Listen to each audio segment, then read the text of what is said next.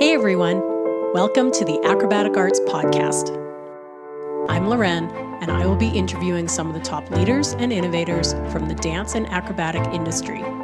If you are a teacher, performer, student, or a lifelong learner like myself, you are sure to find these episodes intriguing and full of inspiration. Acrobatic Arts is passionate about providing current and relevant information for everyone. So please, sit back and enjoy as we share our passion with you and the world. In this episode, we have the wonderful Kate Evans with a weekly mini presentation on how to teach multiple levels in one class. Hi guys, I'm super excited to be here again today to give you some tips and tricks that I can share on teaching multiple levels in one class. I have to say, I know the feeling all too well. Whether you've been teaching for 20 years or just starting your teaching journey, the panic that runs through our body when we hear the news we are teaching multiple levels in one class is inevitable. Where do we start? Today, I hope to give you some ideas to get started, some tips and tricks I use in my classroom when teaching multi-level classes. Before I get started, and in case you can't tune into the end, I'm going to break tradition and give you the key to success.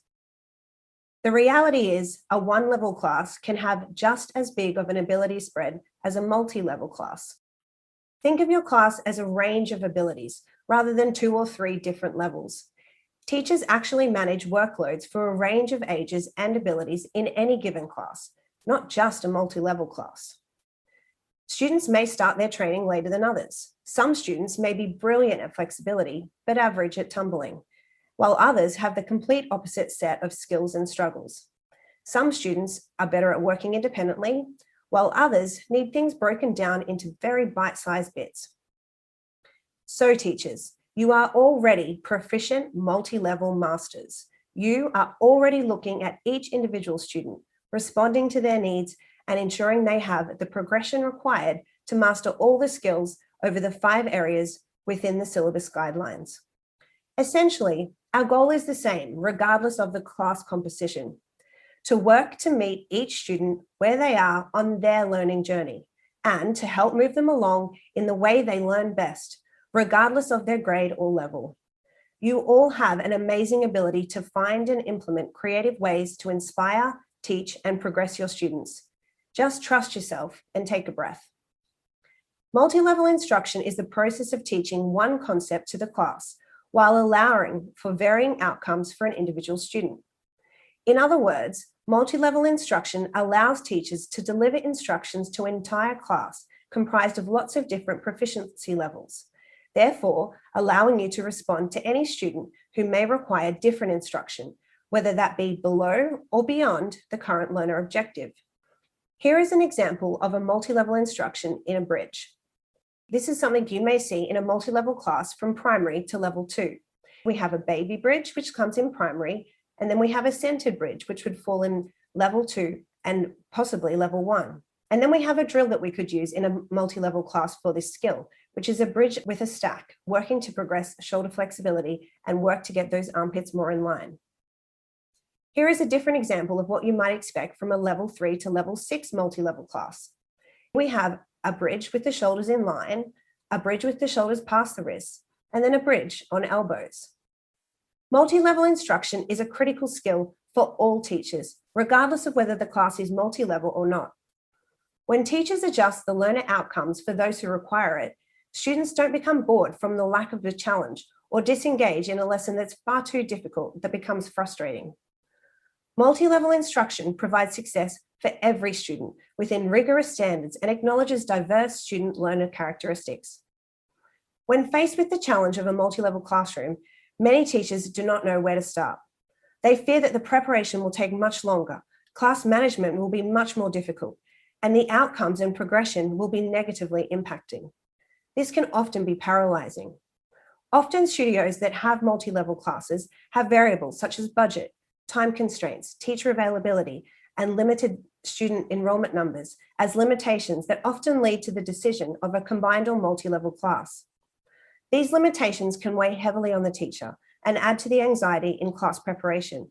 However, by looking at the advantages of the multi-level classroom and employing strategies to overcome the challenges, teachers and studio owners and students and parents will see that not only can they achieve success and progression, but the advantages can often far outweigh the disadvantages.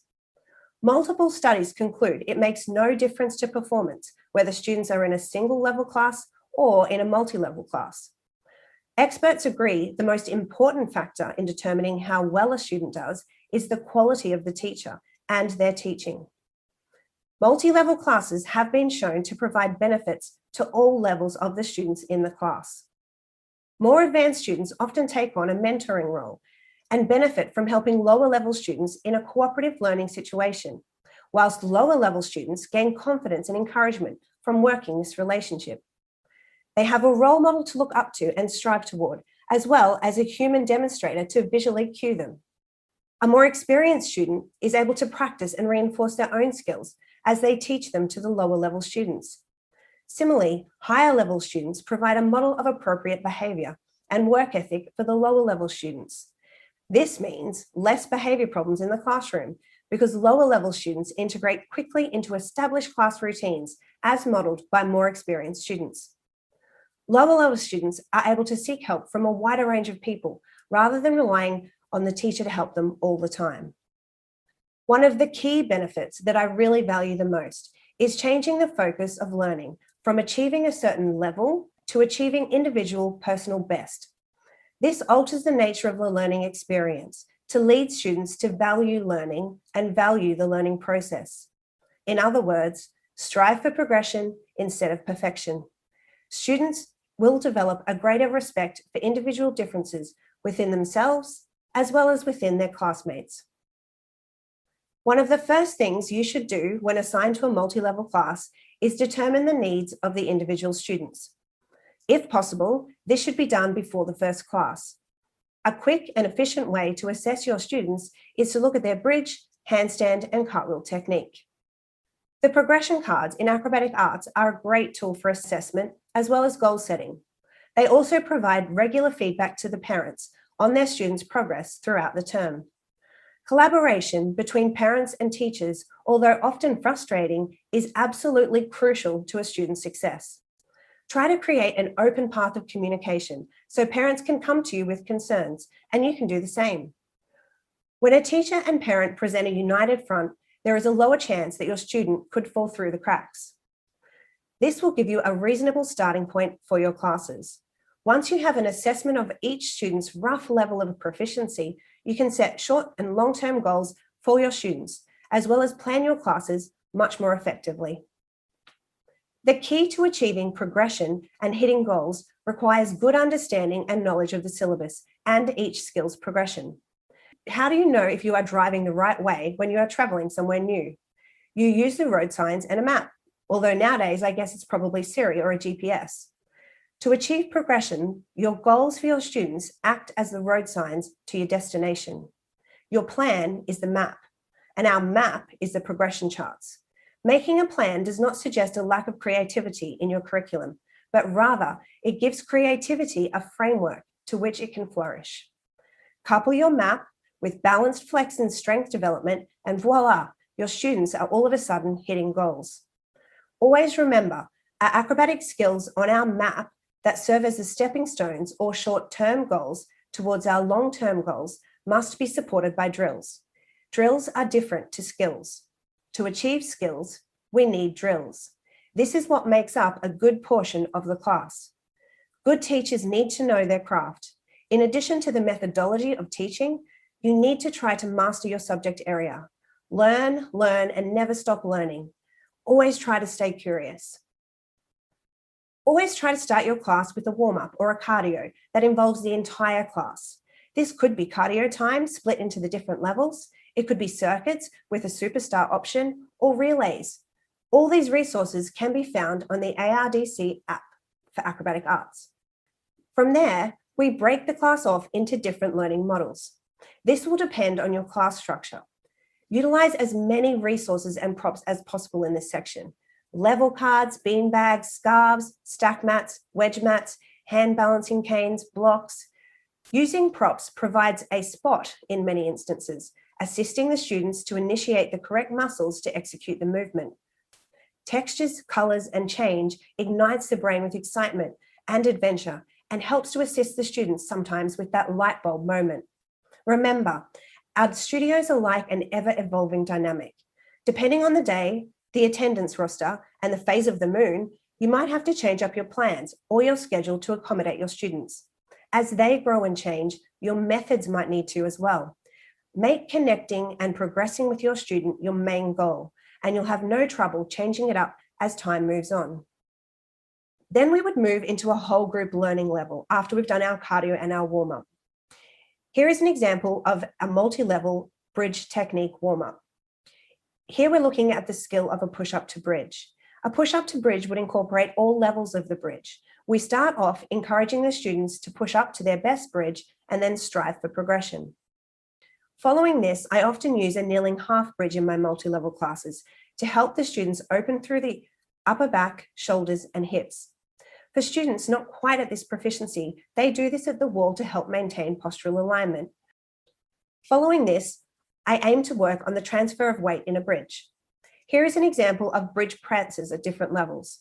We have some students doing the drill in a baby bridge, whilst my higher level students do the skill at level. I always incorporate a bridge recover at level in this section. This is where every student works independently at their level. This is an example of a multi-level group doing a bridge recover. Some of the students are using the wall, whilst others are working on control in the center. From here, I work on progressing the students with their handstand technique, and this is done as a whole group. This is an example of a multi-level class working on different levels of their handstand techniques. We have some at L handstands at the front, then others at pre-handstands toward the center, then straight handstands, and then curved handstands. Using the alignment and the technique established in both the bridge and the handstand sections, we then move into an independent learning at level section. This is where our syllabus skills come in. Something that can be detrimental to your acro class is students spending too much time waiting around. Not only does this make class management difficult, it also means the students aren't getting enough out of their classes. Utilizing mats, floor space, and wall space can ensure your class runs smoothly without students standing around. Keeping the students on their hands for as much class time as possible will also build their strength and endurance. So we see what I like to call track 1 is the mirror side wall. Here we would do wall sits, handstand holds, blocking drills, forearm stands, and headstands. Track 2 is the space between the wall and the first mat. Here we would do crab walk, bear walk, inchworm, bridge walk. We then have our first run of mats. This is track 3. Here I would progress us a certain skill, for example, rolls. We have the somersault, a forward roll pike, a forward roll, a straddle roll, a handstand forward roll, an Arabian forward roll. Then we have the space between the center of the two mats. Here we would train hops, gallops, and hurdles. Then finally, our second mat. On this mat, we will do limbering skills at each student's level, and this is also a mat where I provide a spot. Then what we would do is start the track again and move through tumbling instead of limbering. After this, we would move into a whole group flexibility for progression section. From there, we would do a whole group cool down and back recovery. Finally, I'd like to encourage you to stay positive. Remember, successful teachers have a positive attitude. Negative energy zaps creativity, and it makes a nice breeding ground for fear or failure. Aim to be upbeat, have a sense of vitality and energy, and try to see past those momentary setbacks to the end goal. Positivity breeds creativity and progression. Aim for the mindset that this is going to be a great experience, not just for the students, but for you as well. All right, guys, that's the end of my presentation today. I'd like to thank you so much for having me. I hope I have inspired you with some new tips and ideas to get planning on your multi-level classes. Remember, you all have an amazing ability to find and implement creative ways to inspire, teach, and progress your students. Trust yourself and take a breath.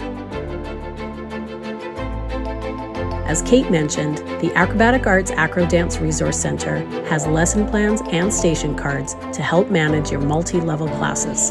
Look under Teaching Tools for more resources. Thanks for listening, everyone, and have a great day.